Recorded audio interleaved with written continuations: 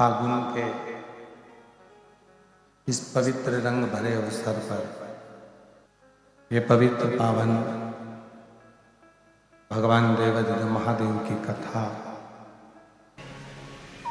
और हमने पहले भी कहा, आज फिर कहते हैं, यदि थायराइड जैसी बीमारी है, लीवर किडनी काम करना बंद कर दिया है, या आपके शरीर में हाथ में पाँव में कंपन बना रहता है, थोड़ा थोड़ा हाथ पाँव हिलता रहता है, थोड़ा थोड़ा हाथ कोई काम करते हैं तो थर थर थर थर हाथ हल्का सा कांपता रहता है, तो हमने पहले भी कहा, आज फिर कहते हैं, जो दूब आती है ना, गणेश जी को क्या बोलते हो यहाँ पर? जम के बोलो। दूबा बोलते हैं, दूर्ब बोलते हैं। दुर्बा जो आती है, 5 दुर्बा प्रदोष के दिन एकांतेश्वर महादेव के नाम से भगवान शंकर के मंदिर में चढ़ाइए। शिवलिंग पे चढ़ाकर उस दुर्बा को उठाकर अशोक सुंदरी वाली जगह पर चढ़ाइए, और अशोक सुंदरी वाली जगह दुर्बा को उठाकर वही 5 दुर्बा को नंदी के पास लेकर आइए, और नंदी के पास रखने के बाद उसी 5 दुर्बा को दिन भर में एक एक कर कर वो दुर्बा को प्रदोष के दिन रात्रि से पहले पहले उस दुर्बा को धीरे धीरे कर कर खाना प्रारंभ कर दीजिए। डॉक्टर का इलाज भी करवाते रहो, जांचें भी करवाते रहो, दवाई भी खाते रहो, और साथ में उस दुर्बा का प्रयोग करना प्रारंभ कर दो, तो धीरे धीरे हाथ में पैर में जो कंपन होता है वो कंपन अपने आप मिटना प्रारंभ हो जाएगा। लीवर किडनी थायराइड जैसी बीमारियां धीरे धीरे ठीक होना प्रारंभ हो जाएगी, किडनी काम करना प्रारंभ कर जाएगी। वो दुर्बा में इतना असर आ जाए। कौन से महादेव? जम के बोलो जरा। एकांतेश्वर महादेव। सुंदर चरित्र है भगवान शंकर की एक पवित्र कथा।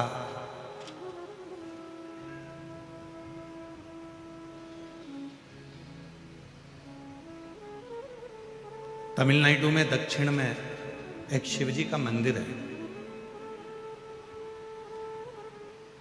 मासीला मनीश्वर महादेव।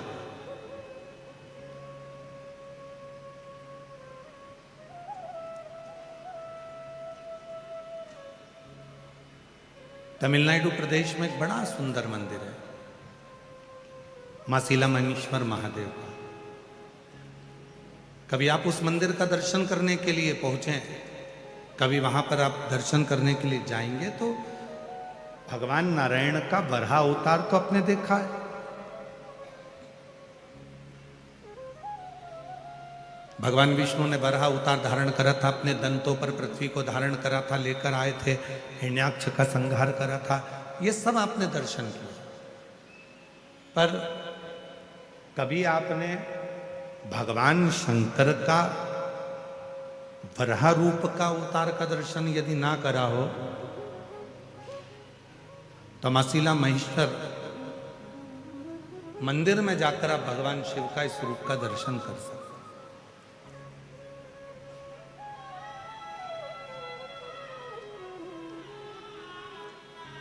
कि शिव करुणा कैसे करते हैं, शिव दया कैसे करते हैं। भगवान शंकर की करुणा और दया कितनी प्रबल है, कितनी प्रखर है। एक प्रसंग मिलता है, एक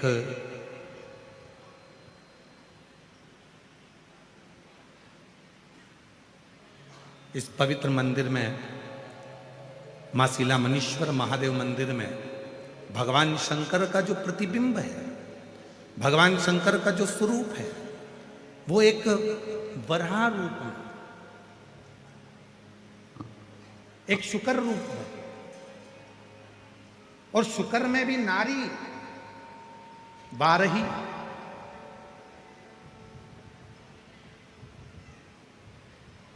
शुक्र में भी शुक्री का रूप धारण करके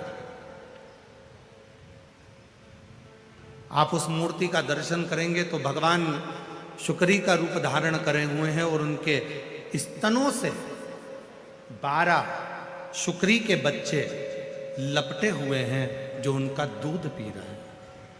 उस मंदिर की मूलता, उस मूर्ति की मूलता।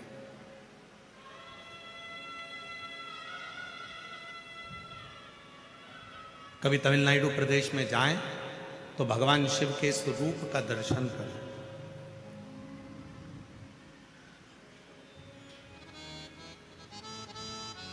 एक प्रसंग मिलता है। प्राचीन काल में एक ऋषि हुए, बाल ब्रह्मचारी जी थे, बाल मुनि थे, वन में रहते थे, शिव की आराधना करते थे, भगवान की भक्ति में डूबे रहते थे। उनके आश्रम में, उनकी कुटिया में 12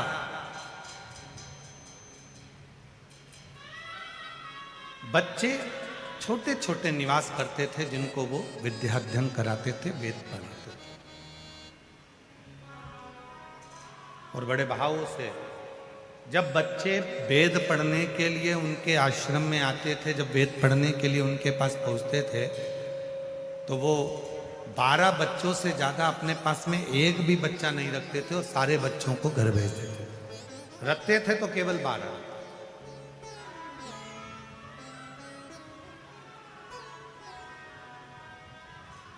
और उन 12 बच्चों को अपने पास रखकर उनको विद्याध्ययन कराना, उनको वेद पढ़ाना, उनको शास्त्र का अध्ययन कराना, उनको स्मरण कराना, उनको पढ़ाना।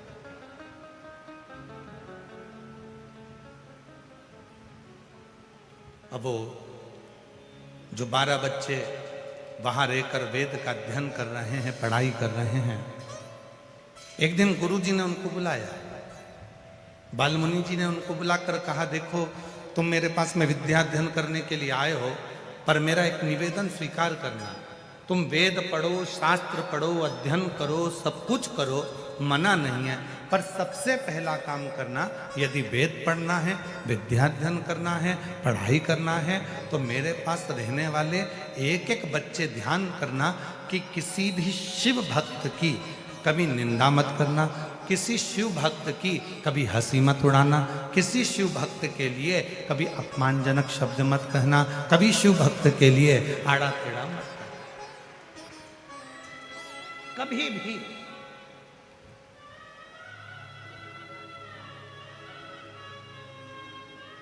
और महाराज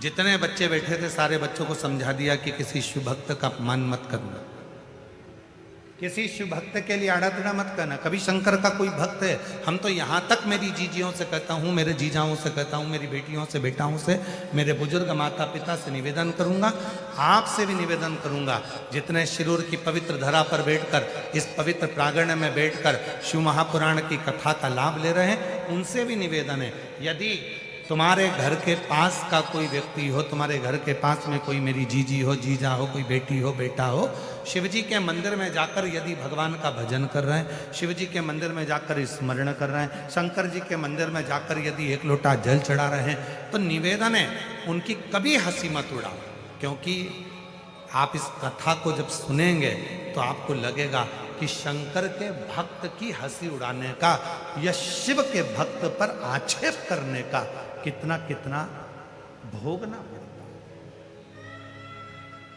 और फिर वही बात आ गई महाराज,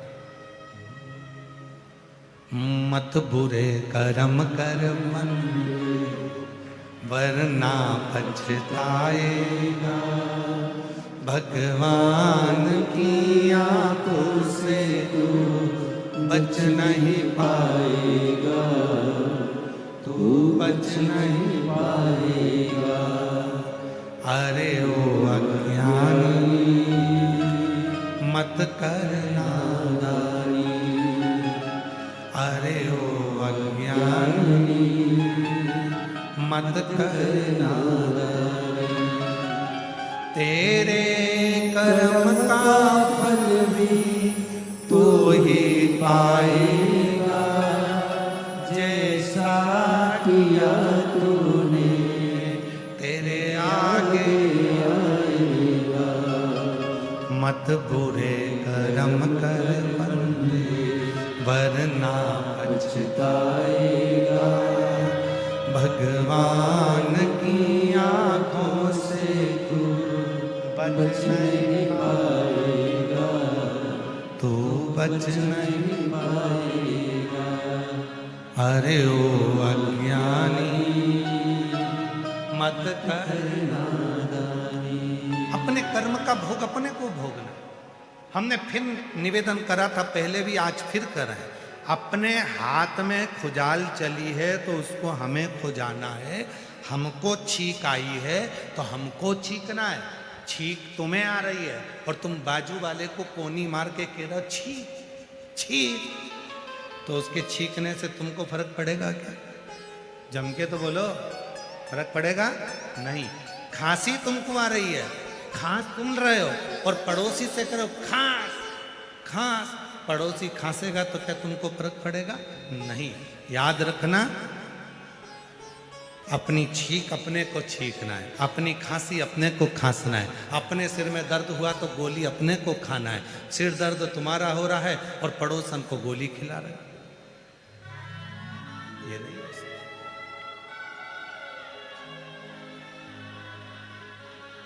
तो अपने कर्म का भोग भी जम के बोलो अपने को ही भोगना। इसलिए शिव महापुराण की कथा कहती है कि घर के हर व्यक्ति को एक लोटा जल शिव जी को चढ़ाना चाहिए, जिससे अपने कर्म का भोग भगवान शंकर को जल चढ़ाते चढ़ाते वो कर्म का लेख हमारा कट जाए।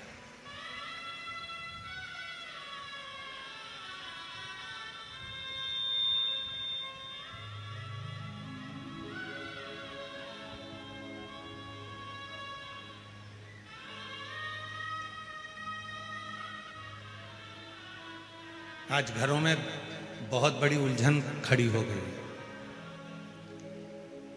लड़का कहता है कि मैं कमा कर ला रहा हूं, लड़की कहती है मैं कमा कर ला रही हूं।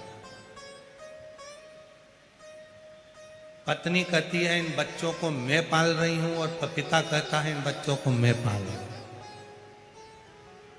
सास कहती है कि तुम्हारे बच्चों को मैं पाल रही हूं, तुम तो खूब एंजॉय कर कर शॉपिंग मॉल घूम रहे हो। ससुर कह रहा है दिन भर दुकान पर बैठकर मैं कमा रहा हूं और मेरे बच्चे मौज कर रहे हैं।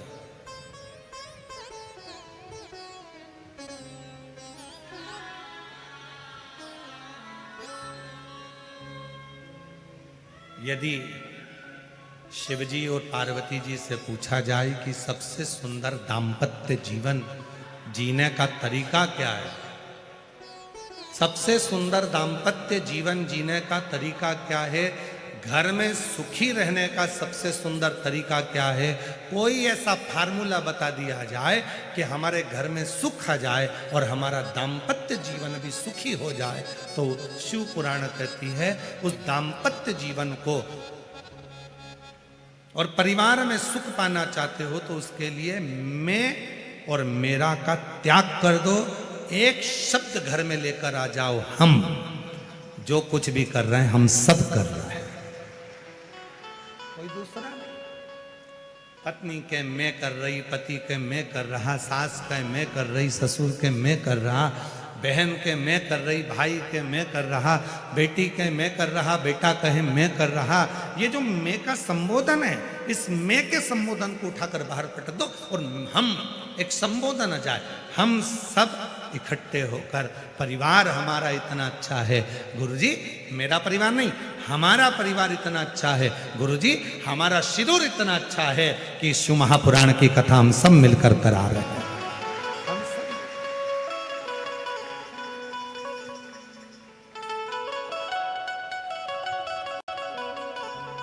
और प्रभु आपकी कृपा से सबका हो रहा है, भोले आपकी कृपा से सबका हो रहा है। करते हो भोले बाबा मेरा नाम हो रहा है, करते हो भोले बाबा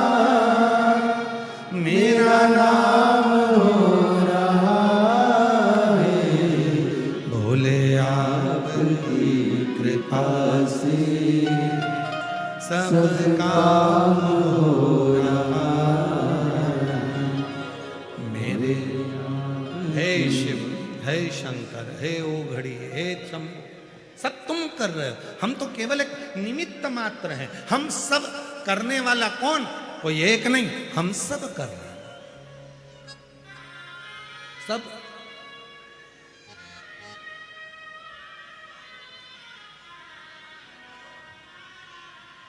सब्जी अच्छी बनी, मैंने बनाई। चाय अच्छी बनी, मैंने बनाई। बिगड़ गई, बहू ने बनाई।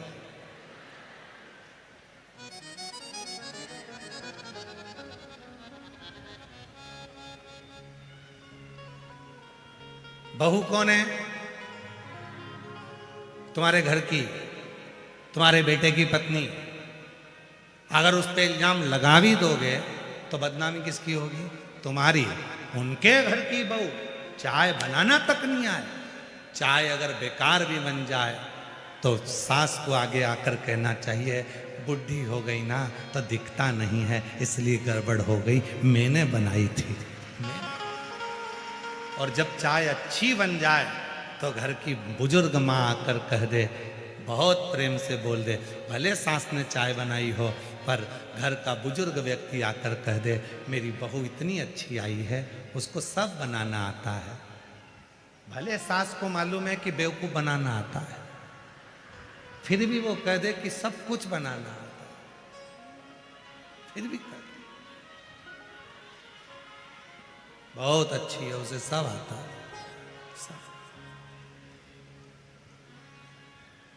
सब जानती है, वो सब बना, सब कुछ उसका। भले नहीं आए पर बुजुर्ग घर की माँ ने, घर के बुजुर्ग व्यक्ति ने अगर उसकी तारीफ कर दी तो जितने बैठे हैं ना, सब बहू की तारीफ करना प्रारंभ कर देते, सब।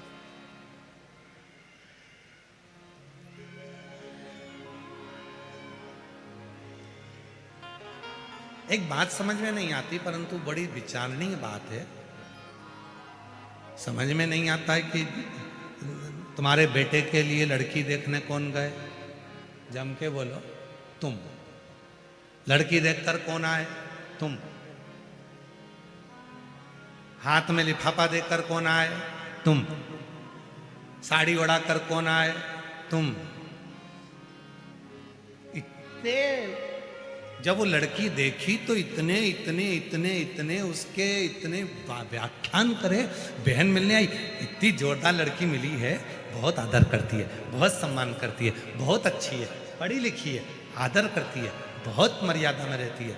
पर 2 साल 3 साल 4 साल बाद ना जाने ऐसा कौन सा बिच्छू तुमको डक जाता है कि तुम उस बात को पलट जाते हो।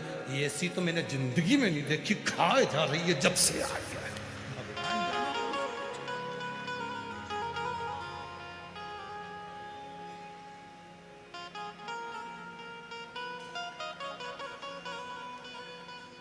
तुम्हारे जैसा पलटू लोग नहीं देखा हमने संसार, इतनी जल्दी पलट जाते हैं। पहले कहते हैं बहुत अच्छी है, हमसे भी लोग कहते हैं, कई माताएं आती हैं, फोटो लेकर आती हैं, दिखाती हैं, कई गुरुजी मैंने अपने लड़के के लिए लड़की देखी। हमने कहा देखिए यहाँ इतनी जोरदार है। हम 8 लोग गए थे गुरुजी उनके गांव लातूर में, हम लोग पूरे 8 लोग गए, हम लोगों ने बैठे बातचीत करी, हमने खाना वाना खाया, सब कुछ। गुरुजी इतनी बढ़िया, एक शब्द नहीं बोली, इतनी अच्छी लड़की है। चाय लेकर आई, हमने बात करी, बिल्कुल एक शब्द ऊंचा नहीं बोले गुरुजी, इतनी बढ़िया लड़की है। तुम देख के बताओ कि अपने बबलू के लिए कैसी रहेगी। हमने लड़की का फोटो वोटो तो नहीं देखा, पर हमने देखते से कह दिया अभी नहीं बोली है, जब वो बोलेगी तो तू भी डोलेगी। अभी कहा है बोल, उसका कारण है हमारी दृष्टि में। जब हम अच्छाई देखते हैं तो सबकी अच्छाइयां दिखती हैं। जब हमारी दृष्टि में हम दूसरे के कहने पर बुराई देखना चालू कर देते हैं तो अपने बच्चों में भी हमें बुरा ही नजर आने लगता है। बुरा।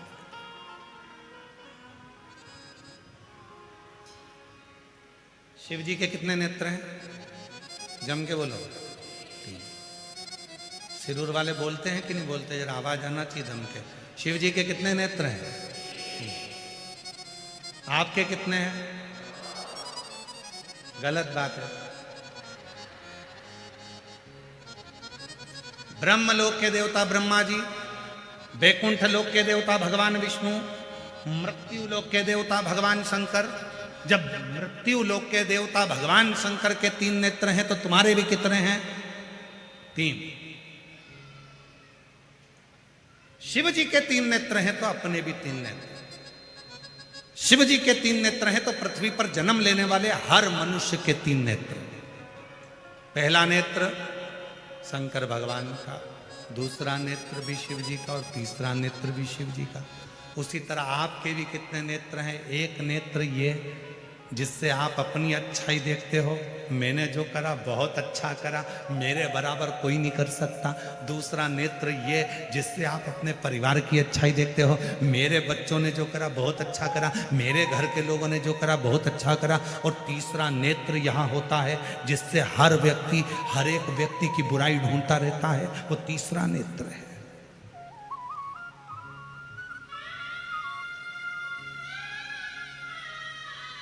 तीसरा नेत्र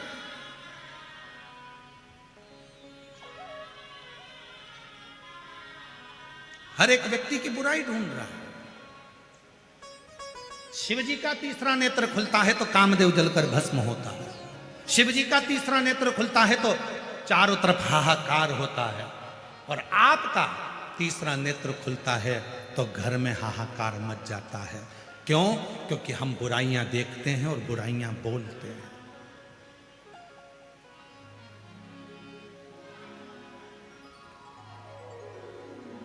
आप सबको खुशी होना चाहिए कि भारत की भूमि पर छत्तीसगढ़ में एक गांव ऐसा है जहां निंदा करने पर 5,000 रुपए का जुर्माना है।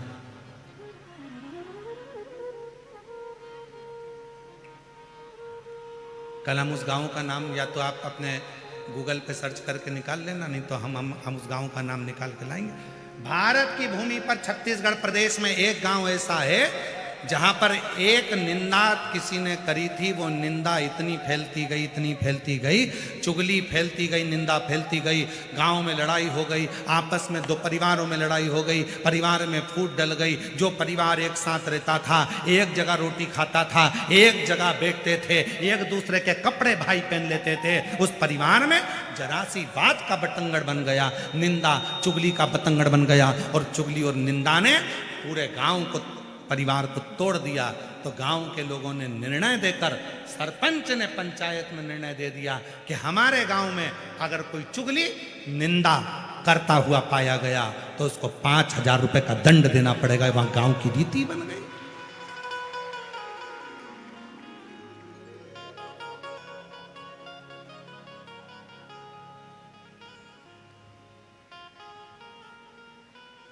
एक छोटी सी भूल, एक छोटी सी निंदा, एक छोटी सी अपशब्द,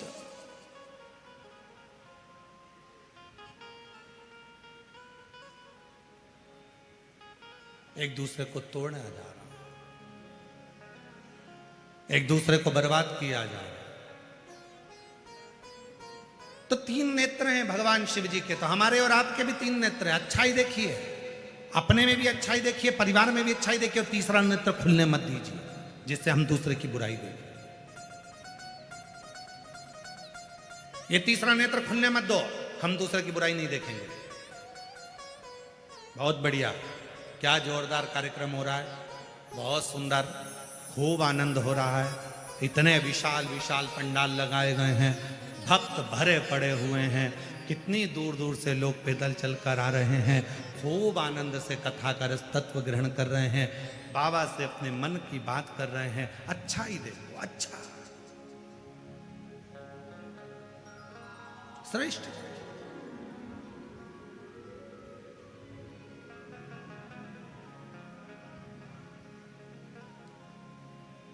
फिर किसी ने देखा, अरे बाबा बहुत दूर पार्किंग है, पैदल चलना है। अब तुम्हें कौन बताए? महाभारत की कथा यदि तुमने पढ़ी हो, वेद व्यास जी ने वर्णन किया है महाभारत की कथा में। महाभारत की कथा में वर्णन आता है, अश्वमेध यज्ञ के बाद जब एक दिव्य यज्ञ का अनुष्ठान पांडवों ने करा और उस यज्ञ में 1 घंटा लगाया गया, यज्ञ की पूर्णाहुति में वो घंटा बजना था, वो घंटा नहीं बजा। जब यज्ञ में घंटा नहीं बजा तो पूछा गया कि ये घंटा क्यों नहीं बजा? ये घंटा तो अपने आप बजता है, यज्ञ की पूर्णाहुति होती है और घंटा बजता है, ये बजा क्यों नहीं? मालूम पड़ा कि अपने नगर में कोई भूखा रह गया, उसने भोजन नहीं करा। पता करो कौन भूखा है। अर्जुन, नकुल, सहदेव, भीम, युधिष्ठिर ने मालूम करा तो एक संत कुटिया में बैठे थे। बाबा आपने भोजन किया? नहीं। भंडारे में क्यों भोजन नहीं किया? नहीं नहीं नहीं, मैंने भोजन नहीं। क्यों नहीं करते? इसलिए नहीं करता कि मुझे 108 अश्वमेध यज्ञ का फल जब पांडव देंगे तो मैं उनके घर में भोजन करूंगा। पर पांडवों ने तो एक ही यज्ञ करा है, तो 108 अश्वमेध यज्ञ का फल कैसे देंगे? उनके पास 108 अश्वमेध यज्ञ का फल नहीं है, तो मैं भी भोजन नहीं करता। नहीं बाबा, आपको भोजन करना पड़ेगा, भोजन करोगे तो ही तो घंटा बजेगा। चलो, बाबा नहीं कर। द्रौपदी के कानों में शब्द पहुंच गया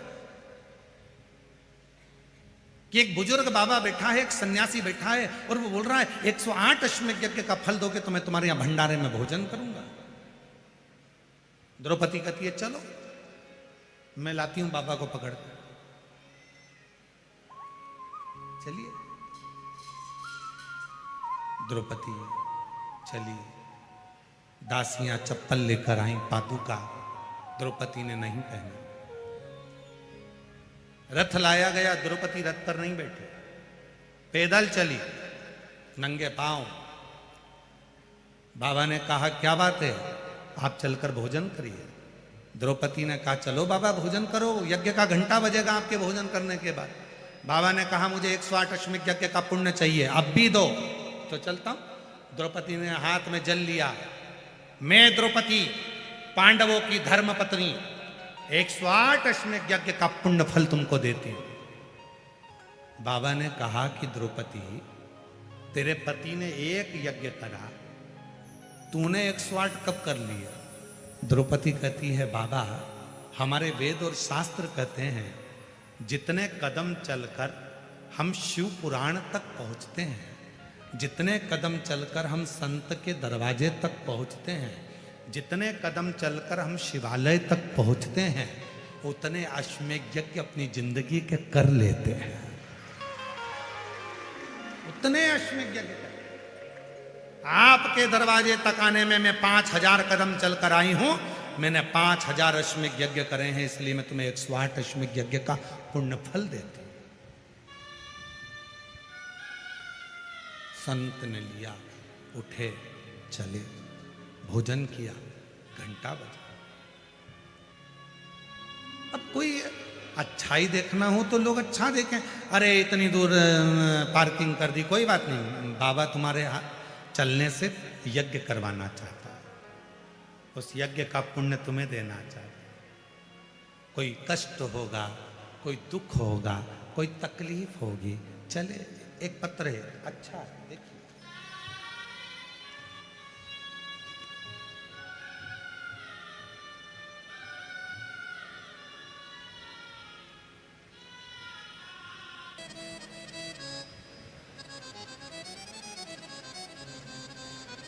क्रोध आ गया उस शिव भक्त को,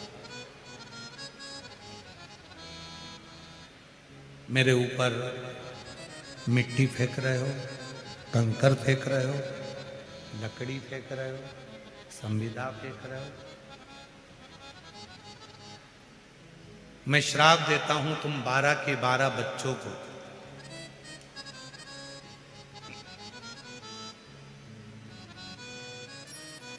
जैसे मिट्टी को खोद रहे हो, पत्थर को खोद रहे हो, लकड़ी को खोद रहे हो, ऐसे ही तुम सुंगर बनकर, शुकर बनकर, बरहा बनकर, सुंगर बनकर इस पृथ्वी पर भ्रमण करो।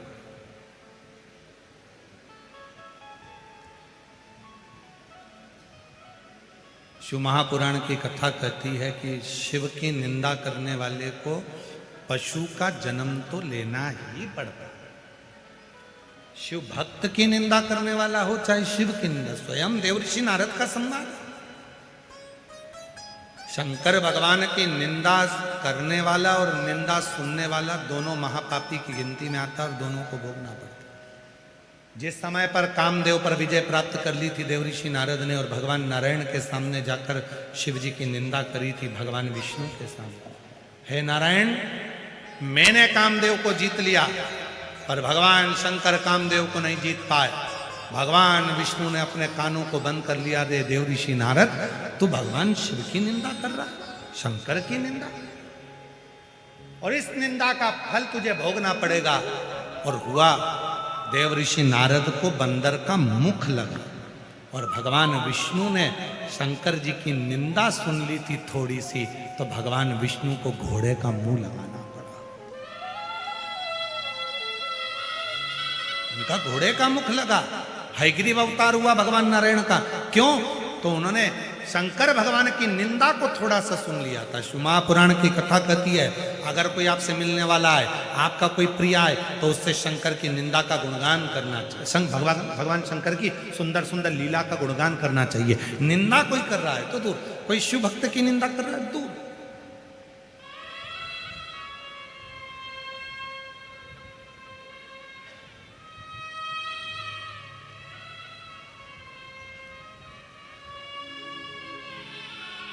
जब हम पुणे से शिरूर के लिए आ रहे थे तो हमारी गाड़ी में जो आदित्य जी बैठे हुए थे, उन्होंने दादाजी का, उनके दादाजी का, माताजी का, पिताजी का शिव जी के प्रति जो भाव बताया, उसको सुन सुनकर बड़ी अंदर से आनंद आ रहे थे, बड़ी आनंद।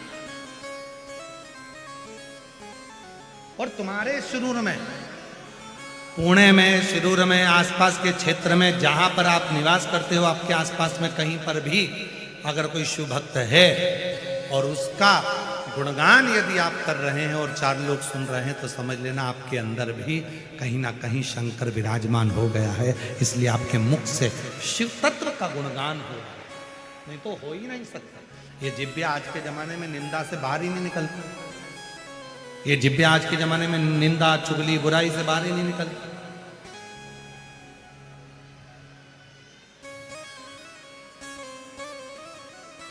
आज के बच्चों का जितना दिल पढ़ाई में नहीं लगता, उससे ज्यादा दिल तो उनका मोबाइल में लगता है। और उस बीच में आदित्य जैसे बेटे अगर हमको शंकर जी की कथा का रसपान करा रहे हैं कि हमारे दादाजी शिव जी के मंदिर जाते थे, शंकर जी का मंदिर में ऐसा करते थे, एक खड़ी शक्कर पर पूरा समय निकालते थे, भगवान का प्रदोष का व्रत करते थे, सोमवार व्रत करते थे। यदि इस तरह की शिव शंकर की केवल शंकर का ही गुणगान यदि चल रहा है तो हमारा भी मन बहुत लगता। और अगर कोई लौकिक बात करे कि साहब वो ऐसा हो गया, साहब वो वैसा हो गया, तो हम भी यहाँ से सुनते, यहाँ से निकाल देते। और कोई शंकर जी का गुणगान करने बैठता है तो हम भी बड़े ध्यान से सुनते हैं कि मेरे भोले बाबा कितनी कितनी करुणा करते हैं, कितनी कितनी दया करते हैं, कितनी कृपा करते हैं। हमें शौक नहीं इन पत्रों को पढ़ने का, केवल पत्र इसलिए पढ़ते हैं कि मेरे भोले बाबा ने जिनको दिया, मेरे शंकर भगवान ने जिनको प्रदान किया, मेरे शंकर भगवान ने जिनकी गोदी में दे दिया, उनका पत्र पढ़कर आपके भीतर शिव के प्रति भाव जागृत हो कि शंकर जब इनको दे सकता है, शंकर इनके बेटों की नौकरी लगा सकता है, शंकर भगवान इनकी बेटी की नौकरी लगा सकते हैं, शंकर भगवान किडनी और लीवर सही कर सकते हैं, तो भगवान शंकर मेरा भी तो दुख मिटा सकते हैं। तुम्हारे भीतर विश्वास प्रबल हो, उसके लिए ये पत्र आते हैं और उसके लिए पत्र पढ़े जाते हैं।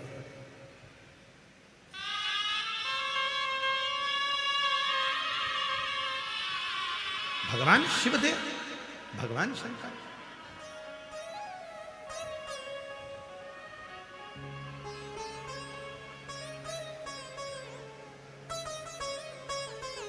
बारह की 12 बच्चों को श्राप दे दिया कि तुम सुगर बन जाओ,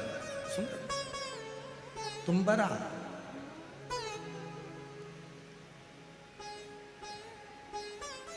शुक्र की आकृति है, 12 बच्चे जो नाली में, गटर में जो सुगर रहता है वैसी आकृति धारण कर रहे, छोटे थे।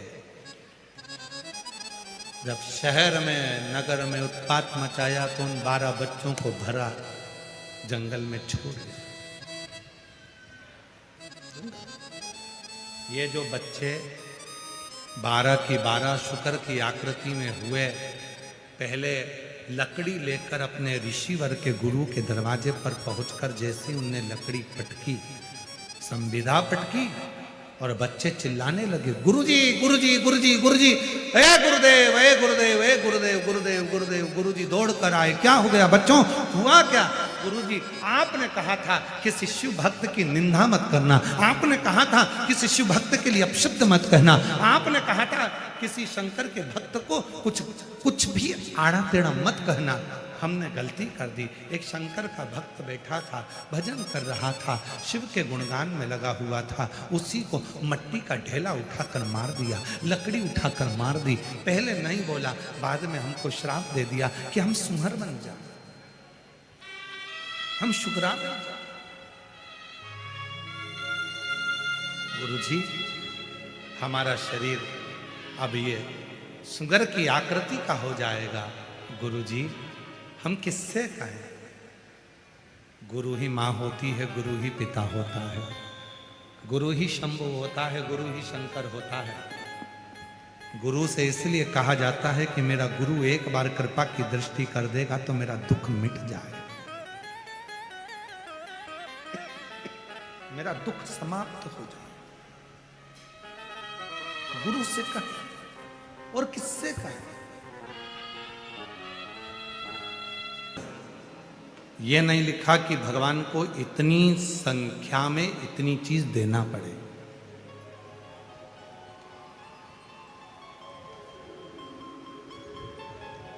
दुनिया के सारे हिसाब तुम्हारे पास रहते हैं। मैंने आज भगवान शंकर को 108 बेलपत्र चढ़ाई, आज मैंने शिव जी को 108 चावल के दाने चढ़ाए, हिसाब रखा तुमने। मैंने 5, ये मेरा तीसरा पशुपति व्रत है, हिसाब रखा तुमने।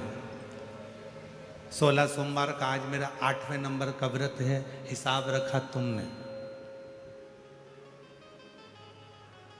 इतनी मेरी गाड़ी है, हिसाब रखा तुमने। इतने मेरे बंगले हैं, हिसाब रखा तुमने। इतनी जोड़ मेरे कपड़े हैं, हिसाब रखा तुमने। मेरे भोले बाबा के पास हिसाब नहीं चलता।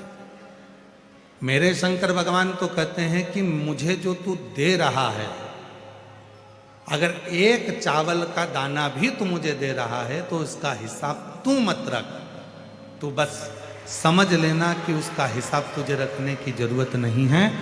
और यदि चावल का दाना नहीं भी दे रहा, बेलपत्र नहीं भी समर्पित कर रहा, तो केवल अपना हृदय मुझे दे, अपना दिल मुझे दे, अपना मन मुझे दे, बाकी का और कुछ भी नहीं।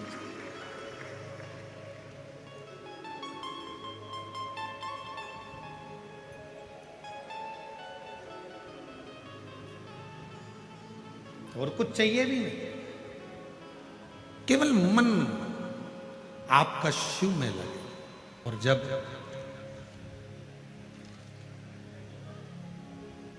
विश्वास और भरोसा पूर्ण होता है तो शिव को मिलने में देरी नहीं।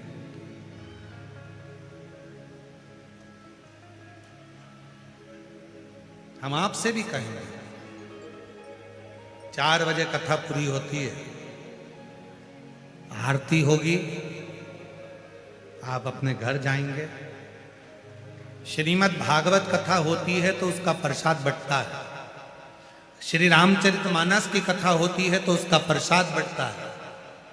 देवी भागवत होती है तो उसका प्रसाद बंटता है। सत्यनारायण भगवान की कथा होती है तो उसका प्रसाद बंटता है। पर केवल एक पुराण ऐसी है, शिव महापुराण, कि जिसकी कथा के बाद प्रसाद नहीं बंटता, वहां की मिट्टी ही चंदन हो जाती है और वह मिट्टी ही प्रसाद का काम कर रही है।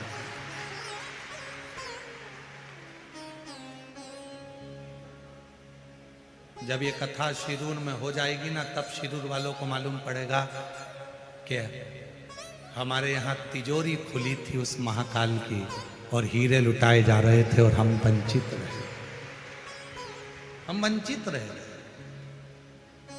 वो आया था तिजोरी लेकर उस कुबेरेश्वर धाम से और लुटाता रहा, हम उसको ग्रहण नहीं कर सकते, हम नहीं ले सकते। हीरा छोड़ बटोरी कांकर, तृष्णा तनिक मरी, हम लगे रहे।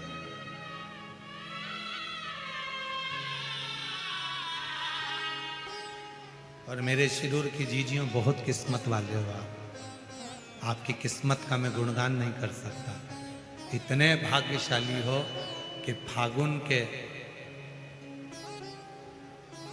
महीने में ये, जिस फागुन के महीने में स्वयं महाशिवरात्रि आती है, जिस फागुन के महीने में स्वयं माँ सती शिव से मिलने आती हैं, जिस फागुन के महीने में 64 योगनियाँ शंकर की साधना करती हैं, जिस फागुन के महीने में स्वयं बसंत भी शिव का गुणगान करती है, उस फागुन के महीने में तुम्हारे यहाँ 7 दिन की शिव पुराण की कथा।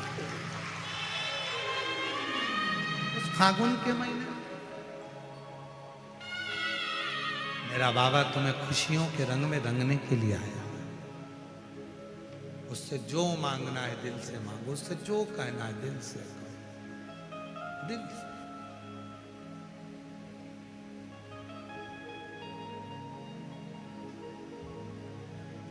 फूलों की कलियों में, काशी की गलियों में, फूलों की कलियों में, काशी की गलियों में, तेरे बिना कुछ नहीं,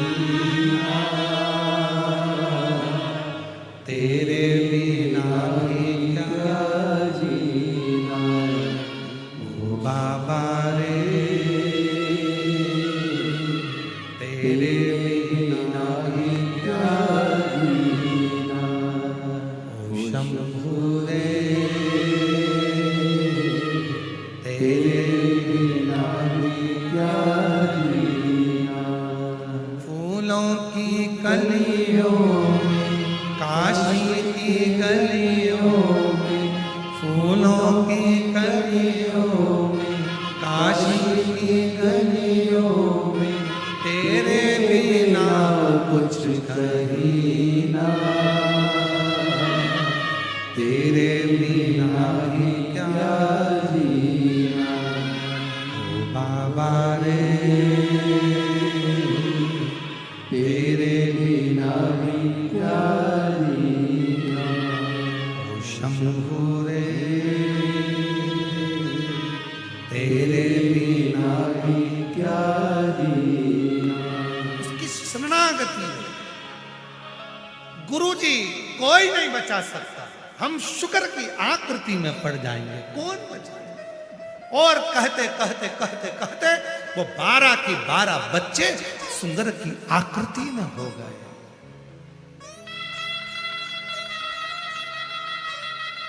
गांव में नगर में फिर रहे थे, जाल में भरा, जंगल में छोड़ दिया।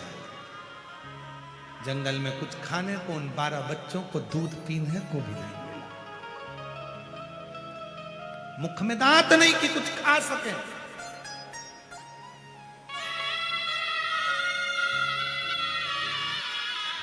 मुख में दांत नहीं है कि कुछ खा सकें।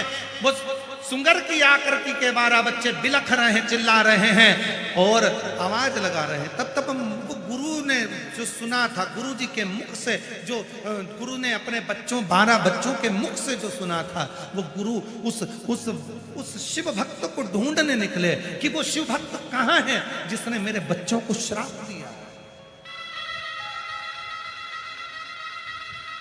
गुरु ढूंढ रहे हैं,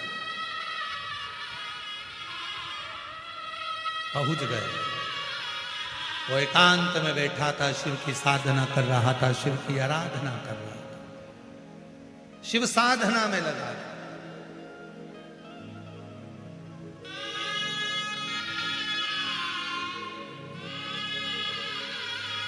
और मैं धाड़ीवाल परिवार को बहुत बहुत धन्यवाद दूंगा। धाड़ीवाल जी, बहुत अच्छी जगह पर आपने हमारे जहां रुकने की व्यवस्था करी। आपके मित्र, क्या नाम उनका, उनके बेटे का नाम करण है। तो जहां हम रुके हैं, करड़ा परिवार, जहां हम रुके हैं करड़ा परिवार में, वहां शिव का मंदिर भी है, एकांत भी है। और हम रोज प्रतिदिन सुबह और शाम, दिन में, रात में जब समय मिलता है, एकांतेश्वर महादेव का जितना जप कर सकते हैं उतना कर लेते हैं। और उसका पूरा पुण्य धाड़ीवार परिवार को मिलेगा, ये निश्चित है। उसका पूरा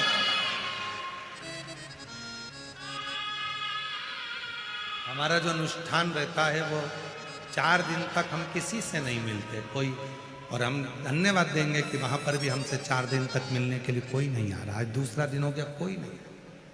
हम 4 दिन किसी से नहीं मिलते। हमारा अनुष्ठान, हमारा जप चालू रहता है, वो जप चल रहा है। वो बच्चे रो रहे हैं, बिलख रहे हैं, आंख से आंसू बह रहा है, कौन दूध देगा। ढूंढते ढूंढते ऋषिवर पहुंच गए। शिव भक्त से पूछा कि मेरे बच्चों को आपने श्राप दिया है, वो श्राप से मुक्त कैसे है। कहा कोई शिव भक्त यदि देख लेता है ना किसी को तो उसका दुख मिटा देता है। कोई शिव भक्त यदि किसी को आशीर्वाद दे देता है तो उसकी झोली खुशियों से भर देता है। और कोई शिव भक्त यदि क्रोध करता है तो उसका वंश मिटा देता है। आपके बच्चों ने अपमान करा था, मैंने क्या श्राप दिया, वो शिव ने श्राप दिया। कोई शिव को करुणा करना होगा, आप जाओ शिव की आराधना करो, शंकर जी उनकी भली करेंगे। ऋषिवर गए, वो बाल मुनि वो ऋषिवर शंकर भगवान के पार्थिव पूजन करना प्रारंभ करा और शिव जी से प्रार्थना करी, बाबा वो बच्चों से गलती हो गई है, आप क्षमा करिए, जहां हो उनकी रक्षा करिए। एक गुरु ने अपने चेलों के लिए शंकर की साधना करी, शिव की साधना। जो सुंगर की आकृति में, जो सुअर के रूप में 12 बच्चे घूम रहे थे, उनके लिए गुरु साधना कर रहा है। और याद रखना, जब कोई शिव भक्त, भगवान शंकर का कोई भक्त जब भगवान शंकर की साधना में लगा होता है, वो अपने कल्याण के लिए नहीं, जनमानस के कल्याण के लिए तप और साधना करता है। अपने शिष्यों की कल्याण के लिए साधना करी। साधना ऐसी साधना गुरु ने करी कि बच्चे दूध के लिए बिलख रहे थे, वो 12। शंकर भगवान के कानों में शब्द गया, मेरा वो गढ़दानी क्या करता, क्या करूं, मां की करुणा देना है। ये सुंगर की आकृति में आए हैं, इसलिए मुझे भी सुंगरी बनकर जाना पड़ेगा। और मेरा वो गढ़दानी, मेरा शंकर भगवान एक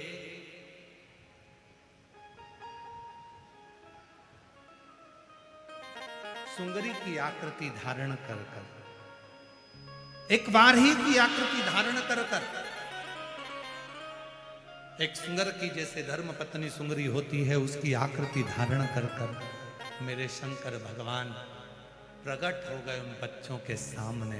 उन बच्चों से कहा, आओ स्तनपान करो।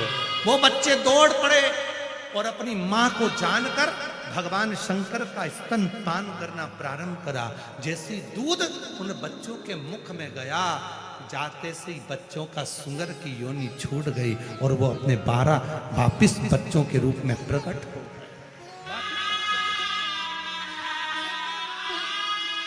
पुनः प्रकट हो,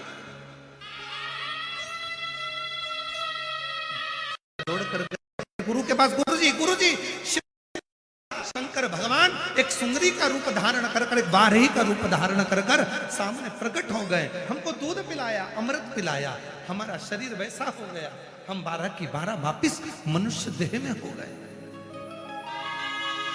कितना करुणा सागर मेरा शिव है, कितना दया सागर मेरा शिव है। शिव पुराण की कथा कहती है कि मेरा शंकर, फिर निवेदन करूंगा, जैसे हमारा नियम है, हम रोज इस व्यासपीठ से जाने से पहले और व्यासपीठ पर आने से पहले 2 कामना बाबा से करते हैं। बाबा, किसी स्त्री की गोद खाली मत रखना और किसी पुरुष की जेब खाली मत रखना, सबकी भर। वो कामना तुम भी करो। कोई खाली ना रहे। निवेदन करा बाल ऋषि ने, बाबा आप इसी रूप में यहां विराजमान हो जाओ। पूरी पृथ्वी पर, भारत की भूमि पर केवल एक मंदिर है,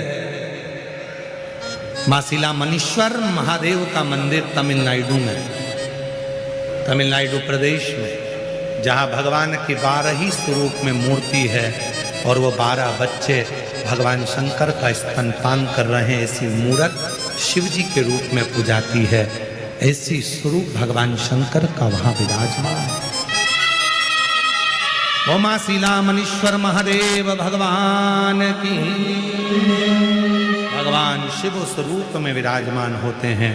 ब्रह्मा जी ने सृष्टि को आगे बढ़ाया और ब्रह्मदेव ने सृष्टि की रचना कर शिव जी ने अर्धनारीश्वर स्वरूप का दर्शन भगवान